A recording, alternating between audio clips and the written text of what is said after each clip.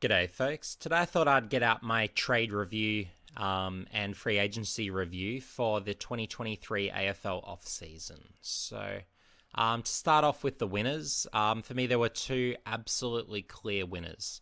So we had Essendon and we had Sydney. So to go through some of the key trades, and some of which are also free agency moves. So with Essendon, they clearly got better in the Ben McKay or with the Ben McKay edition during free agency. So ultimately, Essendon's real glaring weakness in defence was that real number one, that genuine key defender that can take the number one key forward every week. And with McKay, he's going to take contested grabs, he'll take intercept marks, he'll win his one-on-ones consistently, and he can also negate the influence quite well of the best opposition key forwards. So absolutely sensational addition and a huge upgrade on Zerk Thatcher.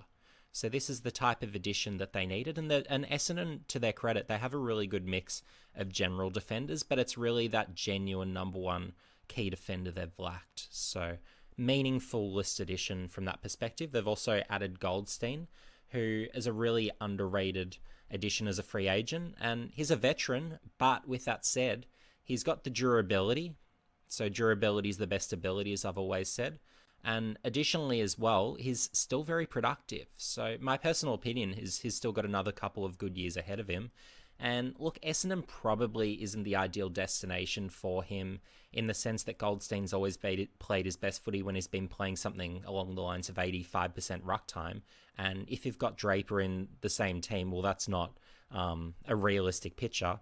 But nonetheless, Goldstein can, as required, play forward. And same could be said of Draper. So we'll have to hope that that combination certainly works better than Gawn and Grundy.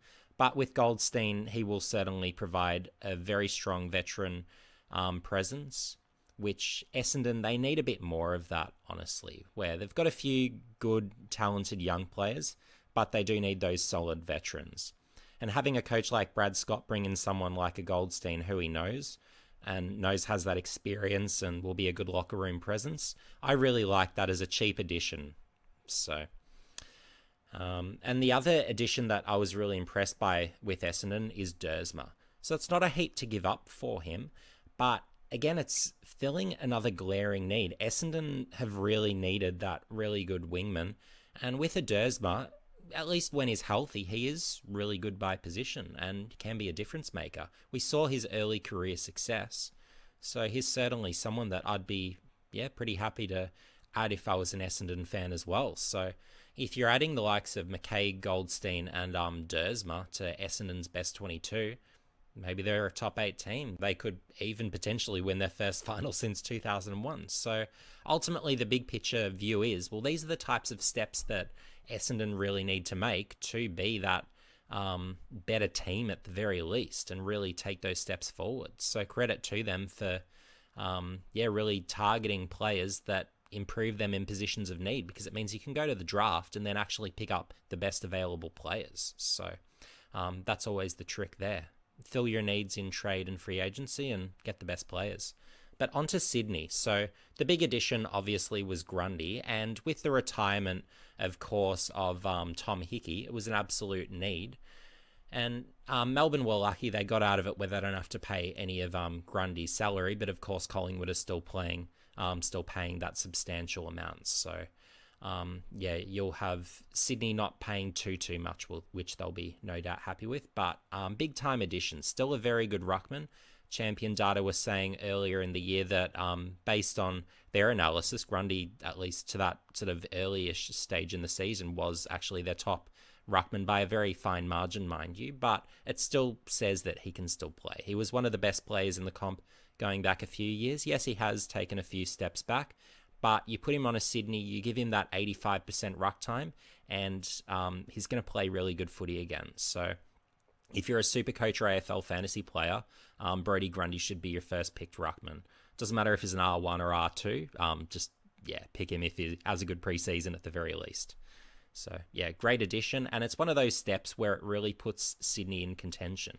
They've got a young midfield, And having a Grundy with his experience in there is huge. And I could say the same of Taylor Adams as well, where if you've got a young midfield and you need some veteran leadership, well, Adams was one of the contenders to actually be Collingwood's captain when, of course, Darcy Moore received the captaincy. So you've got that caliber of leader, hard player, hard midfielder. Well, that's going to help the young midfielders develop. He's obviously been on Collingwood's list in recent years as we've really seen the ascension of Collingwood. So having a player with that sort of experience, even though he wasn't quite part of the grand final triumph at the end of the day, well, he was still in that locker room. He still knows what it takes.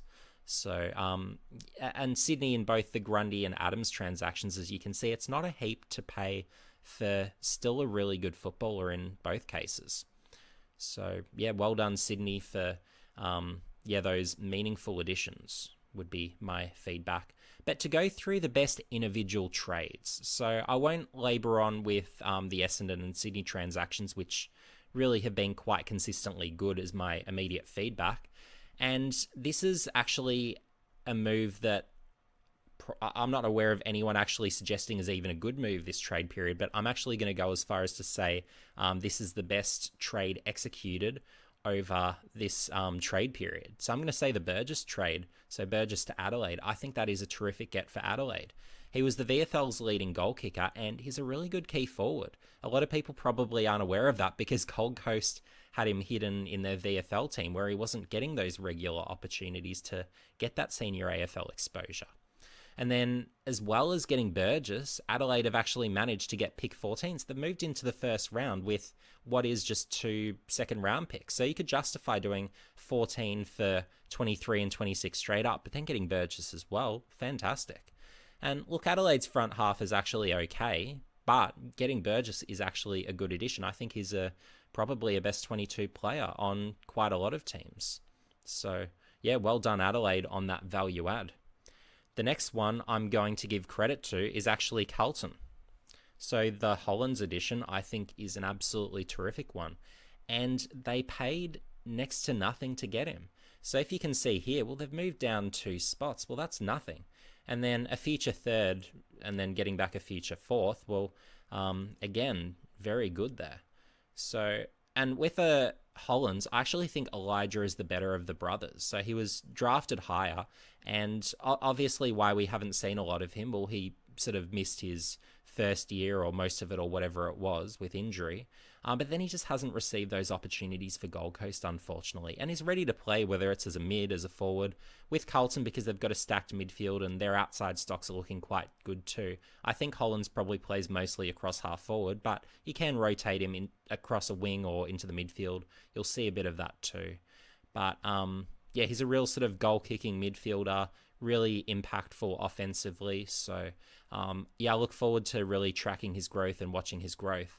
And with Carlton, they weren't actually that far away of even making a grand final because they had that huge run at the end of the year and they were playing really good footy and made it to the last 4 teams. So if you're adding the likes of a Hollands and you've got that sort of group with an extra year experience, Carlton are a dangerous team, folks.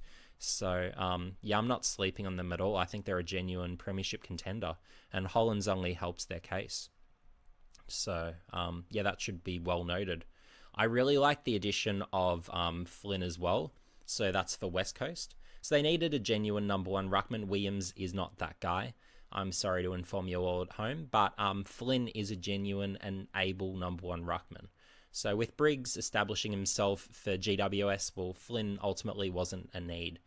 So, but to be able to bring in someone who is just a ready-to-go ruckman, that's a value add and makes West Coast that at least a little bit more competitive in one more position. So at least they've got a genuine AFL footballer. So, and it's not a heap to give up. So it's a free agency get, but if it's only a pick 40 compensation, well, that's telling me that it wasn't a huge contract. So if you're getting a good player on a good contract, well, they're the types of additions you want at the end of the day. You don't want to be giving players years and years and huge contracts as free agents. So that's why I say it's a good pickup other than being a position of need, of course. And I should also mention, I like the addition of Ginivan as well for Hawthorn. So they didn't have to cough up a first round pick. And you have to remember with Ginivan, he kicked 40 goals in 2022. So did that off 23 games. So to be getting that caliber of footballer, and this year, well, why his numbers look so terrible is, well, he was subbed so often. So he didn't really get that meaningful run at AFL level. And why he was available was simply a case of, well, if Collingwood are bringing in Lachie Schulz, well, there's not going to be the senior opportunities for a Ginivan. Well, if you've got Schulz, you've got Elliott. The forward line's just far too good to realistically get opportunities, even as a talented and capable forward as I believe Ginivan to be. So, good addition for Hawthorn, and certainly improves their front half. Is a genuine best 22 get, and not a heap given up for that. So, again, good addition. And I thought I'd also finish off with some of the interesting trades analysed that I'm sure will be topics of conversation for a lot of you at home. So the first and obvious one that needs talking about is the Lachie Schulz addition for Collingwood. So obviously he's a meaningful addition to Collingwood's best 22 and improves their premiership chances. So that's the starting point. That's why they did it. And in terms of winning, why Collingwood win so many games of footy is they bring the forward pressure, but then they intercept across half back and even on the wings at times, but then they generate that meaningful drive and they score off the turnover so easily. So if you've got the likes of a Lachie Schulz where he applies the pressure, tackles really well, but then he's also got the ground level craft, good mark forward of centre despite his height, and he can hit the scoreboard.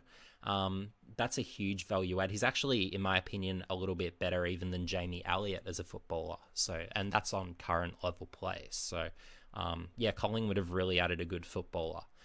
In terms of the valuation, though, I would actually say that Fremantle have done very well. So I was thinking coming into the trade period that the probable trade, this is a probable trade, would just be Collingwood's future first would do it.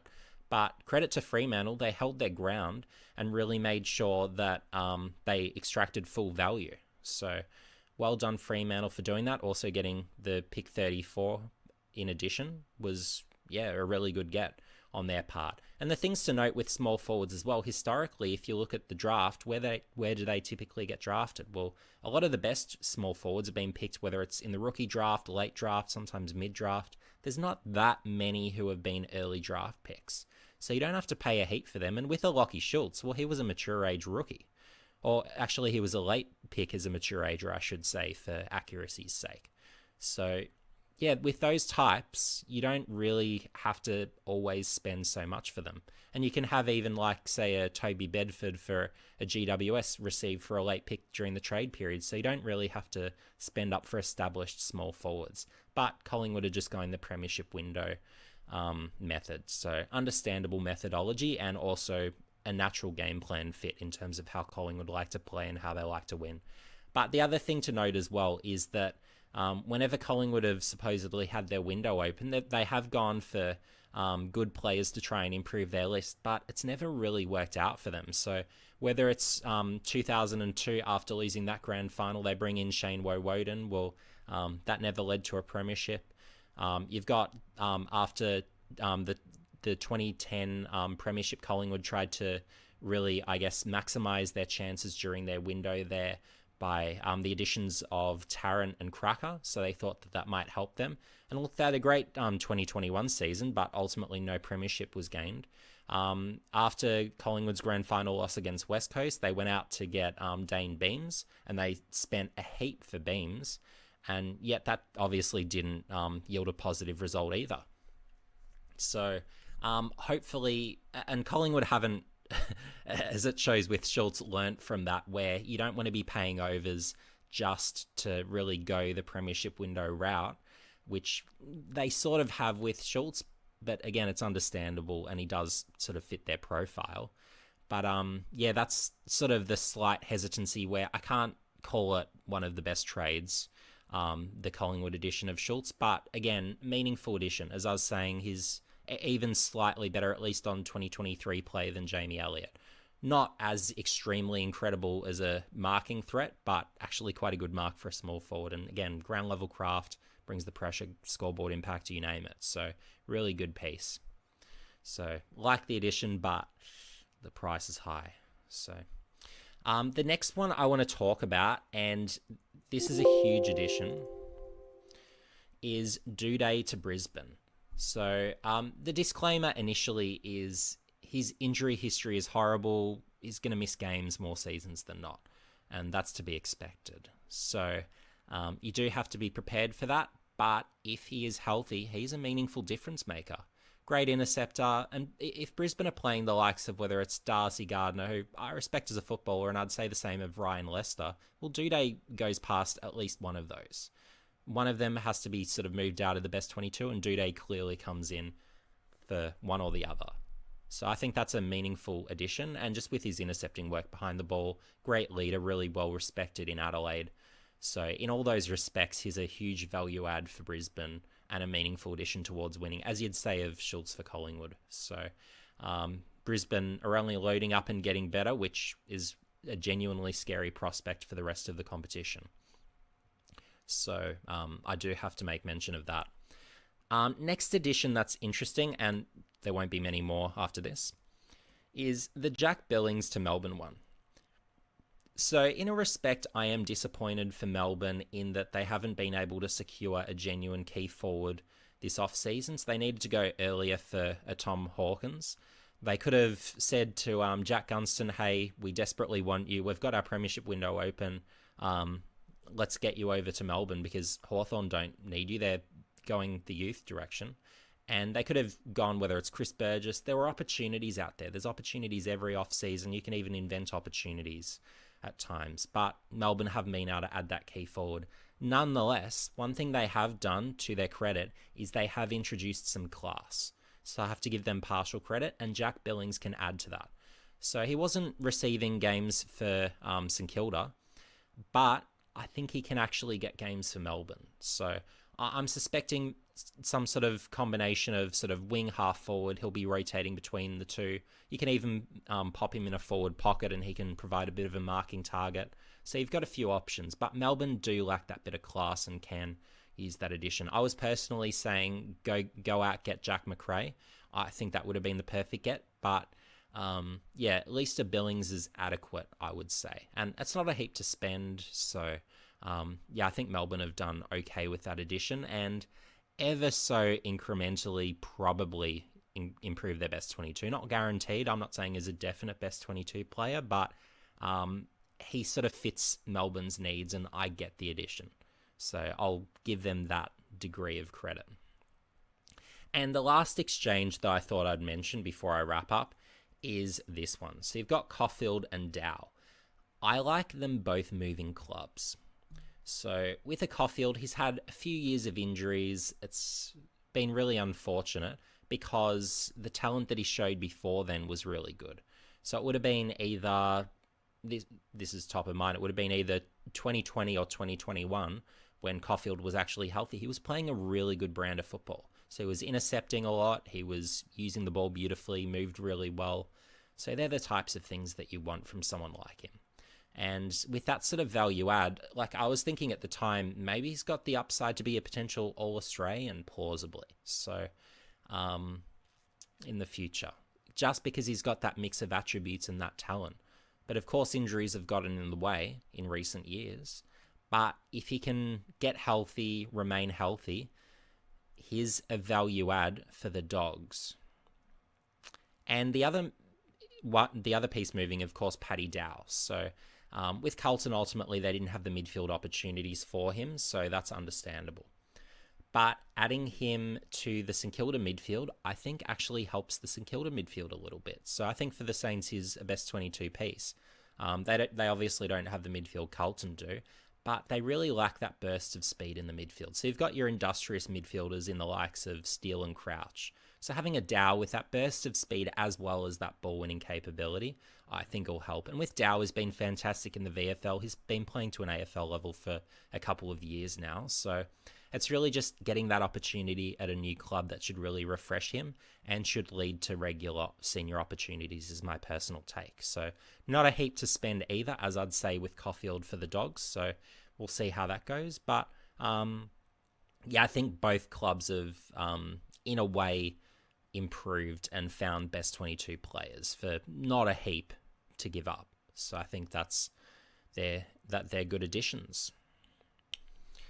Thanks for watching, folks, and let me know if there's any trades or free agent moves that I didn't mention that you'd like my feedback on. So yeah, just let me know in the comment section below. And yeah, let me know as well who you thought won the trade period. For me, it was, again, Essendon and Sydney I thought meaningfully improved and therefore were the overall winners.